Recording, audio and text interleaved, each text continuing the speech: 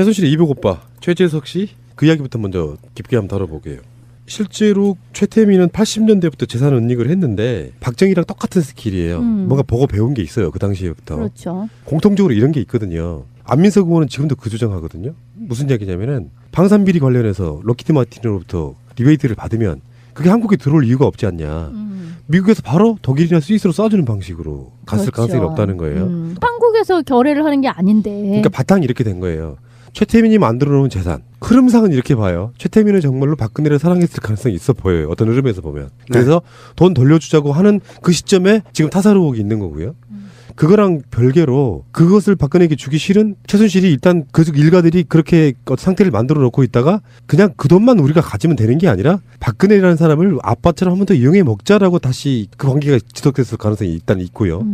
그 상태에서 최태민이 박아놨던 돈 그리고 박근혜 옆에 들러붙어 있으면서 박근혜를 통해서 벌어들인 돈 요 규모를 합치면 10조 원이 넘는다. 이게 추산인 거라고 보시면 될 것 같고 어쨌건 그 최재석 씨가 자기 아버지의 사망과도 관련한 것들도 특검에다 지금 수사 의뢰를 해놓은 상태라서 결과적으로 보면 정말 재밌을 것 같습니다.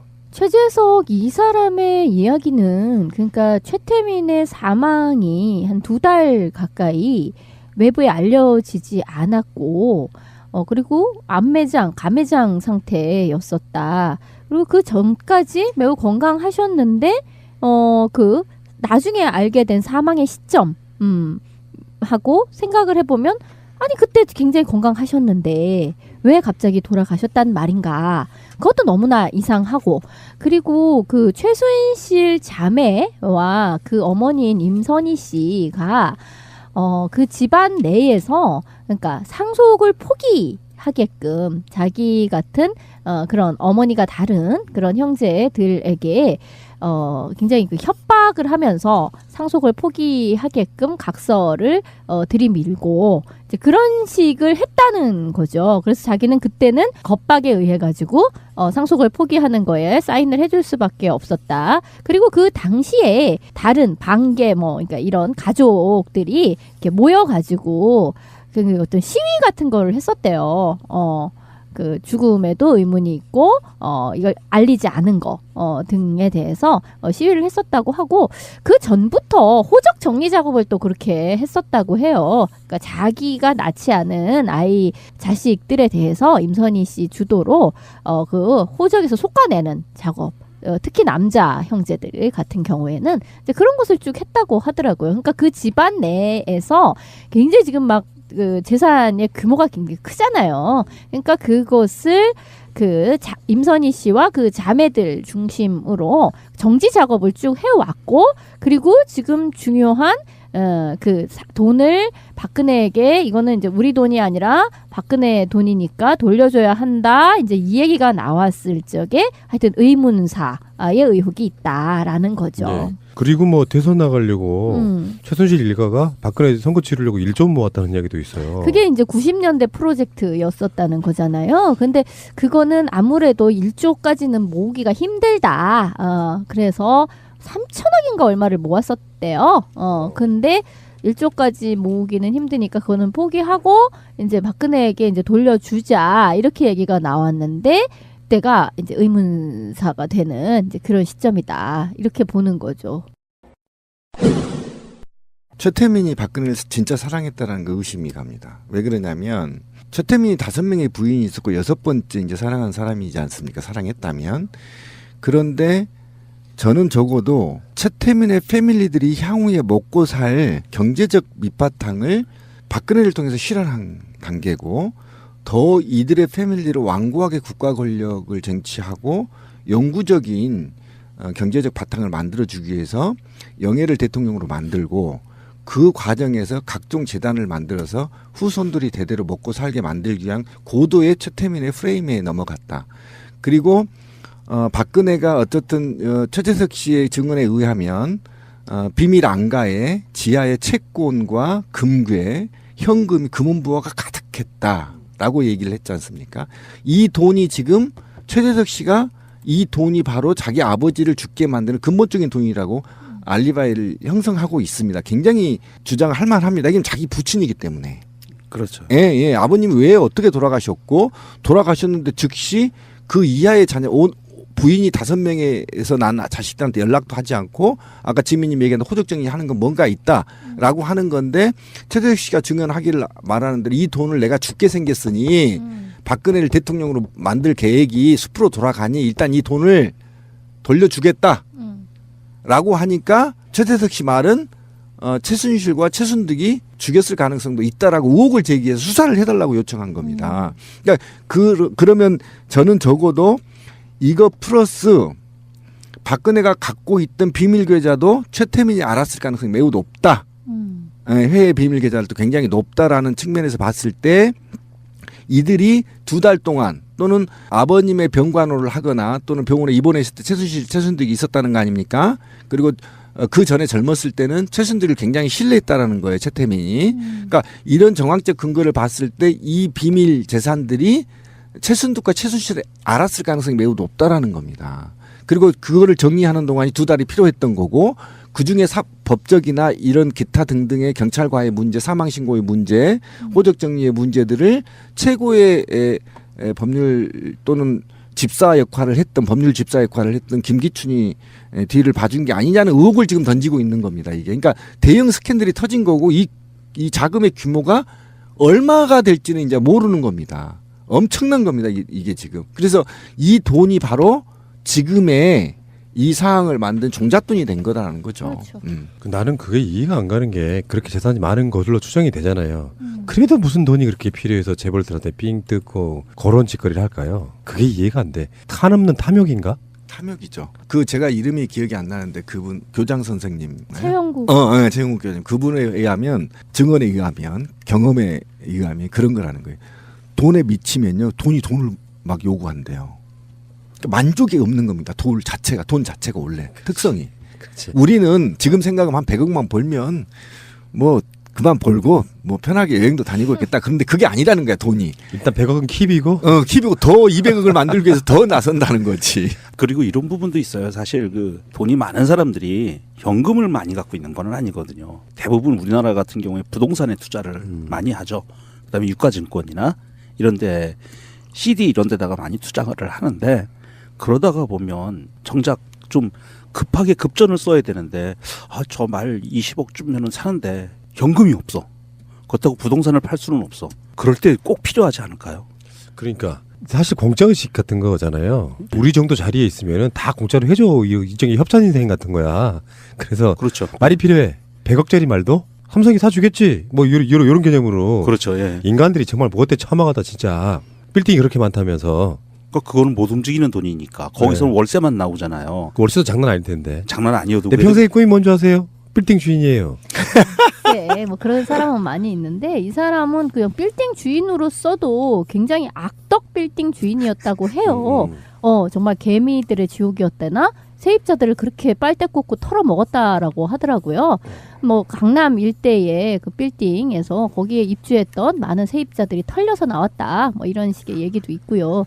근데 신비님 말씀하신 것처럼 돈이라는 게 그냥 있으면 지가 뭐 약간씩 이자나 이런 식으로 돈을 불리니까 나는 가만히 있어도 되겠다. 그렇지 않다는 거죠. 돈이 자체 동력을 가지고서 점점 더 몸집을 불리기를 원하는 그런 상태가 있고 거기에 인간이 복무해야 되는 거죠. 그러니까 그게 수전노라는 거예요. 나는 그러니까 돈에 복무하는 노예가 된 거야. 돈을 지키는 노예, 돈의 노예. 돈이 오야야. 돈이 나에게 명령을 해. 나를 불려라. 그러면 나는 그거에 시다바리가 돼가지고 열심히 거기에 부역을 해야 되는 상태. 그런 거죠. 그러니까 욕망의 체계가 그러하다는 거죠.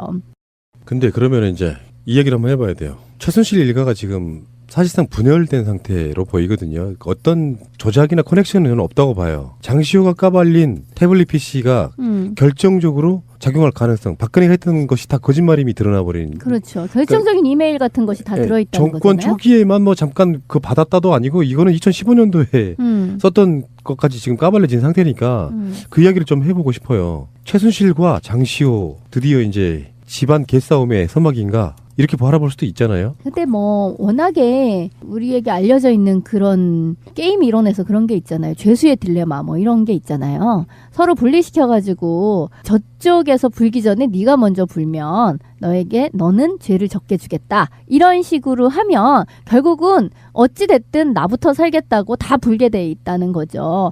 서로 의견 교환을 할 수가 없어서라고 사람들이 처음에는 그렇게 생각했는데 의견 교환을 해도 마찬가지라는 거예요. 왜냐하면 믿을 수가 없기 때문에.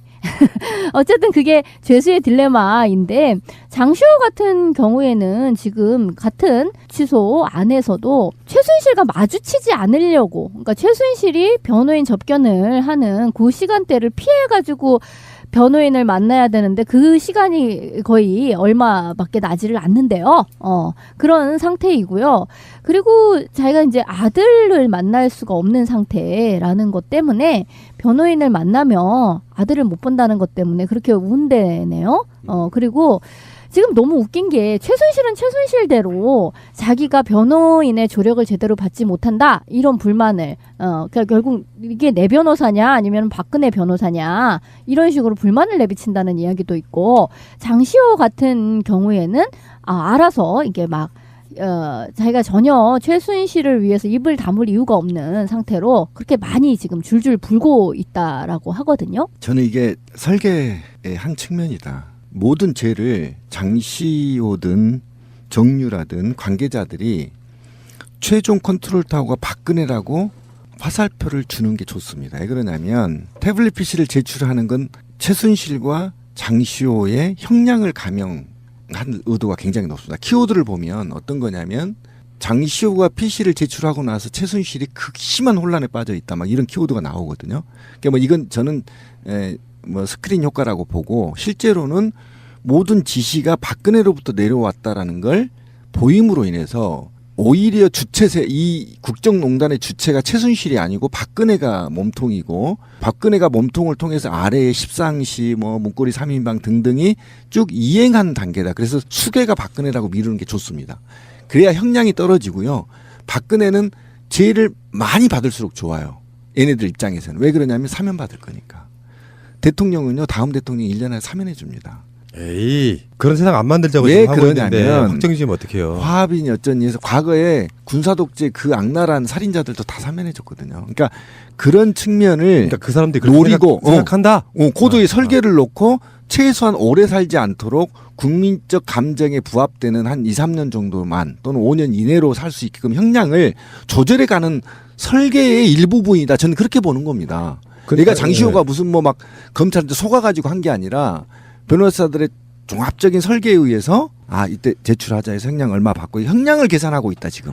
난 그렇게 그러니까 신빈님 말씀이 전혀 개연성이 없다고도 볼 수는 없어요. 박근혜한테 밀어놓고 박근혜가 사면받고 이런 방식으로, 그런데 디테일하게 들어가 보면 그렇게 보이지 않는 측면도 있는 것이 고도의 전략을 구사할 수 있는 상황이 아니고, 일단 그 태블릿 PC에는 국정교과서 부분도 최순실이 개입된 게 나오거든요. 그리고 이게 삼성과 박근혜의 관계에 있어서 직접대물죄라든지 탄핵 요건들과 생각을 해보면 박근혜에게 불리한, 최순실에게 유리한 것만이 아니라는 것도 또 포함되어 있는 거기 때문에 순수하게 장시호가 일단 내가 살아야겠다고 뛰어내리는 그런 느낌이 저는 더 아직까지는 강하다고 보고, 앞으로 어떻게 전개될지 모르겠어요. 근데 이제 이런 부분 있잖아요. 최순실을 만나는 게 두려워서 두려워하고 있다, 이런 이야기는 난 달리 봤어요. 무슨 말이냐면 변호사 접견에 관한 문제가 아니라 오촌 살인 사건을 저는 떠올려 봤어요. 그러니까 그 집안이, 생각해 보세요. 어떤 분위기라는 게 있을 거 아니에요. 소름. 오촌들은 그냥 죽은 게 아니고 뭔가 누군가가 조작했다면 그 자식들이 다 알지는 못해도 분위기를 알 거란 말이야. 그래서 내가 만약에 그런 방식으로 당하는 것에 대한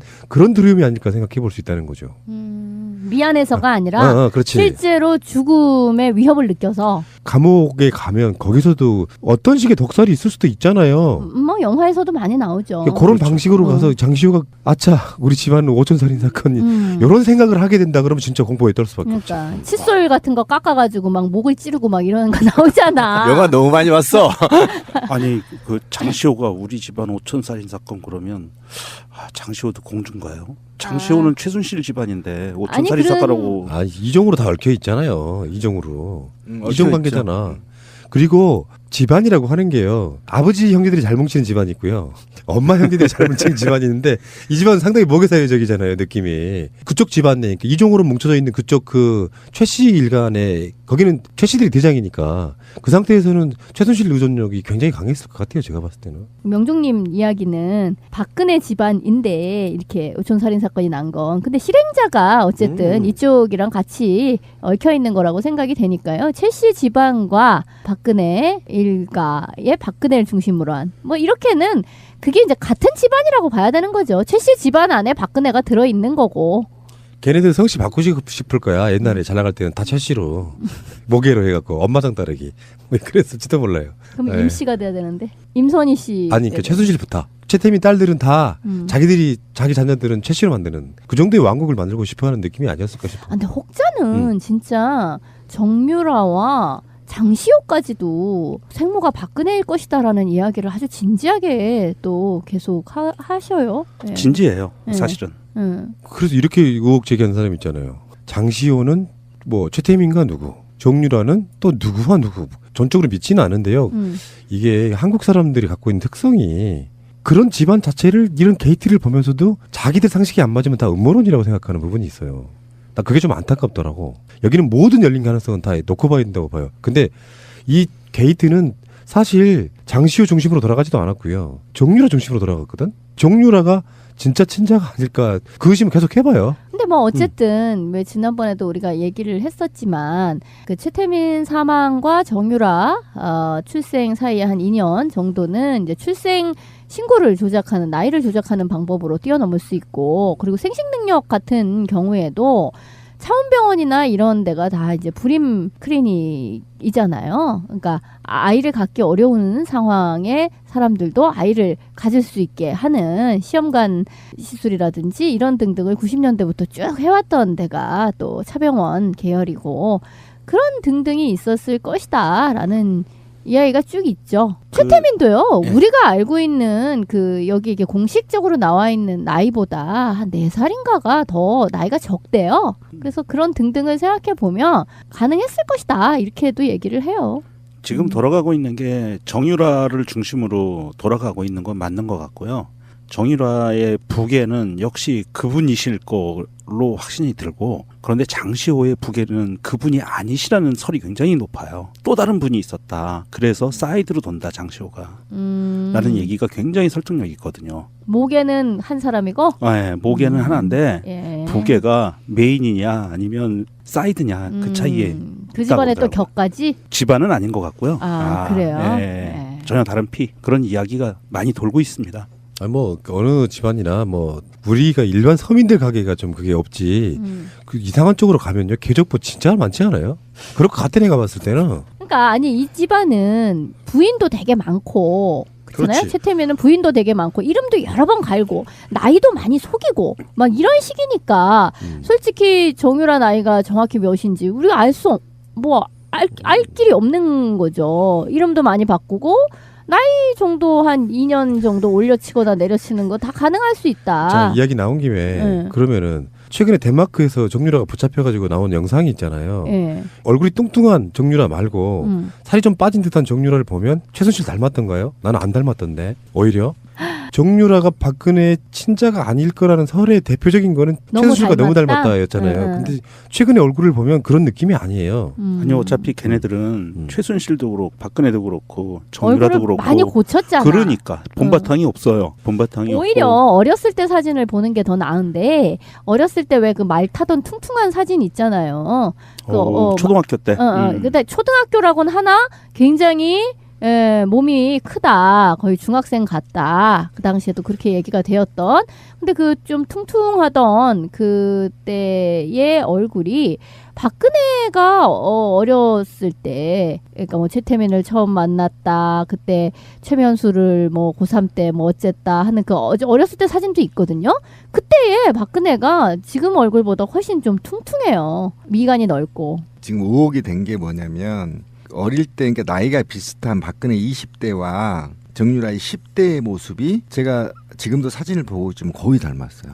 그래서 의혹이 나오는 거예요. 박근혜 눈매. 10대하고 예. 정유라 10대. 정유라 10대하고 많이 닮았어요. 많이 닮았어 실제로. 얼굴이 닮은 것도 중요하지만 지금 정치인들이나 그쪽 계통에 있는 사람들이 그런 의구심을 본인들도 떨구지 못하는 결정적인 하나가 있어요. 뭐냐면 최태민이 죽었을 당시에 빈소에 임선희 씨 옆에 박근혜 씨가 상복을 입고 있었어요. 상복을 입고. 둘이 나란히 어. 다섯째 부인과 같이. 그러니까 그런 부분들 때문에 지금 이게 의혹이 해소가 되지를 않아요. 결정적인 부분은 거기에요. 그리고 상복을 입을 아까 수 있는 사람은 진짜 가족만이 입는 그렇죠. 거잖아. 그렇죠.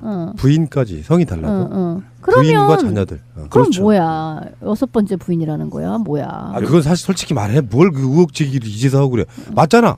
아, 6번째인지 아닌지 아니, 그걸 아니, 몰라서 맞아요. 모르겠어요. 아니 아니 6번째는 따로 있다고도 얘기를 해요. 그럼 일곱 번째야? 임선희 씨 네. 만나서 6번째 부인 또 만난 사람이 있었는데 그거를 임선희 씨가 쫓아내고 뭐 난리를 쳤다 뭐 이런 얘기도 있고 해요. 그렇죠, 예. 근데 어쨌든 거기 뭐 예전 그 기사에도 이렇게 뭐 첩이었다 뭐 이런 식의 말도 있고요. 그리고 최재석 씨 이야기에 의하면 또는 조순재 씨의 이야기에 의하면은요. 근데 자기 강남에 이제 살 적에 박근혜가 그렇게 뭐에 끌리는 듯이 온다. 오면은 우리는 나 이렇게 마당 쓸다가도 숨어 있고 이러면서 그냥 집 안으로 들어가게끔 이렇게 하면 아주 좁은 방. 거의 그냥 사람 두 사람이 누우면 정말 가득 찰 정도로 아주 좁은 길고 좁은 방에 들어가서 그냥 최태민과 하루 종일 안 나왔고 밥을 이렇게 넣어주면 최태민이 가지고 들어가서 먹고 식판을 밖으로 빼는 이런 식이었었다라고 하죠. 요즘에 아궁이 재방송 엄청 됩니다. 황진미 씨 나온 거. 근데 나 너무 많이 잘렸어. 내가 한 이야기에. 80% 이상이 잘렸어. 거기 숙모회 회장이나 이런 분들이나 응. 또 다른 월간지 편집자 이런 분들의 증언이 재밌더라고요. 사실은 우리 방송에서는 뭐 웬만큼 다뤘던 이야기들이긴 한데 그 분위기는 어때요? 그 양반들이 털어놓은 것 중에도 편집된 거 있죠. 있을 것 네, 같은데. 많이 있어요. 재미난 얘기들이 많았어 사실은. 들어줘봐요, 빨리. 거기 들은 이야기 중에 잘린 거. 잘린 거, 그렇지. 그 숙모회 회장님 같은 경우는 뭔가 얘기를 할 듯 하다가 결정적인 얘기는 싹 피하고 안 하시더라고. 너무 5천 답답해. 불안한 거야. 말 잘못하면 큰일 날까봐. 너무 답답했어요. 그래서 그러니까 뭘 굉장히 많이 알고 계신 것 같은데 결정적인 얘기는 싹 피하고 안 하셔요. 근데 재방송 왜 이렇게 많이 한대? 내가 그래요, 지금 난 못 봤는데. 재방송이요. 원래 지상파에서는 본방하고 재방송 다 출연료가 나가요. 아 그래요? 드라마도 드라마 한 번 나가잖아요. 그럼 출연료가 1이면 재방송은 50% 이런 식으로 나가는데 MBN이 그렇게 하나요? 아니요, 그건 아닌 것 이런 같은데. 뭐 고정 출연하는 거예요 혹시? 아니 몰라요. 단발성이 그때 일단? 지난번에 일단 연락이 왔고, 근데 네. 이렇게 다 잘린 걸로 봐서 연락이 안 올 가능성도 많아요. 정 반대로 해석해도 돼요. 왜? 너무 센데 응. PD가 편집하는 거 보면 흐름이 느껴지거든요. 황진미한테 되게 미안한 거야. 그러니까 얼굴은 되게 많이 비춰져. 근데 우리는 황진미 목소리 들으려고 막 TV 보고 있잖아. 대체 언제 발언하는 거야 하고 막 이렇게 볼 거 아니에요. 근데 끝부분에 많이 넣어줬지. 그러니까 황진미의 스타일은 그 나머지 나온 사람들에 비해서 발언이 쓸 수밖에 없는 사람이라서 구색 맞추기는 딱 좋아요. 그러니까 안 내보내더라도 결정적으로 써먹기 위해서 고정 출연할 가능성이 있습니다. 쎄. 나가고 싶어요 근데? 모르겠어요. 근데 되게 빡세요. 4시간을 녹화해가지고 1시간 반을 내보내는데 그 중에는 이 무슨 자료 화면 이런 것도 들어가야 되니까 1시간 조금 넘는 시간 내보내는 거거든요. 그럼 뭐야? 4분의 3이 쳐나가지는 근데 거야. 무슨 이야기를 그렇게 4시간씩 해? 그러니까. 정말 비효율적인 인간들일세. 그러면 다음에 거기 나가시면 그 숙모회 회장님한테 유경수 여사, 그 숙모하는 유경수 여사의 그 부계에 대해서 한번 설명을 좀 해달라고 해보시죠. 육모 씨가 뭐 예. 있나요? 육씨 집안의 그 친일 행적과 그 아주 나빴던 점들. 그거는 그래. 뭐- 벌써 아니 근데 그거는 항상 주제가 바뀌는 네. 거니까요. 네. 어쨌든 최태민과 박근혜가 서로 사랑하는 사이라는 거는 부인할 수 없는 거예요. 근데 문제는 그곳에서 둘 사이에 아이가 있냐 없냐가 중요한 거죠. 아니 지금 오늘 그 이야기 핵심이 아니니까 그러니까. 일단 정리하고 갈게요. 속담에 그런 말이 있죠. 씨앗을 보면 부처도 돌아선다. 그 씨앗이 아니고 씨앗이에요. 이게 순우리말로 씨앗. 순우리말로 첩. 남편의 첩을 뜻하는 건데 그럼에도 불구하고 임선이라고 하는 사람은 그걸 인내했다는 어떤 기사들이 가끔씩 있어요. 보면은 워낙 그런 사람이었고 예전에 우리가 최태민 이야기를 이 게이트 국면에서 말고요. 많이 그 했어요. 3년 전에 할 때인가는 중정 보고서에 보면 최태민에 대한 이야기가 격렬하게 나오는데 제가 방송을 한 적이 있습니다. 네. 발기불능 뭐 이런 거. 그런 사람이었다고. 그러니까 그때는 저 여러 많이 번 들었어. 성추행이 있었는데 성추행 사건이 여러 건이었는데 그 중에 몇 건은 발기가 안 돼서 실패. 뭐 이런 건이 꽤 있었던 거죠. 아무튼 굉장히 dirty 사람처럼 보이고.